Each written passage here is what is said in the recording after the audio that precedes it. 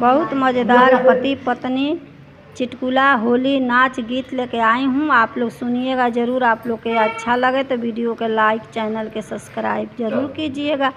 आप लोग के दिल से धन्यवाद। असो होलिया में चुम्मा खातिर राजा हमरे रूठ गईले। असो होलिया में चुम्मा खातिर राजा हमरे रूठ गईले।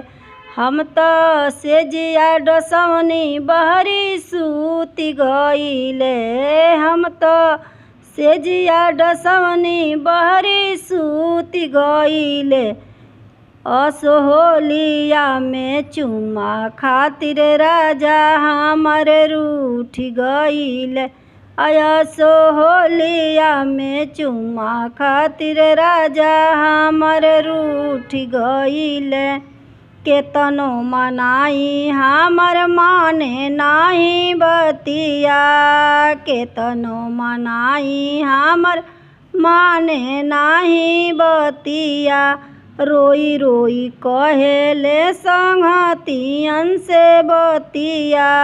रोई रोई कहेले संगतियन से बतिया।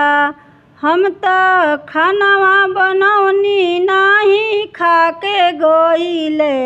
हम तो खानवा बनौनी नाही खाके गईले। असो होलिया में चुम्मा खातिर राजा हमरे रूठ गईले। असो होलिया में चुम्मा खातिर राजा हमरे रूठ गईले।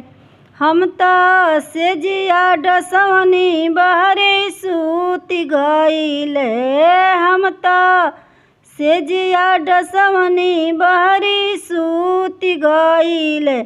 असो होलिया में चुम्मा खातिर राजा हमरे रूठ गईले। असो होलिया में चुम्मा खातिर राजा हमरे रूठ गईले।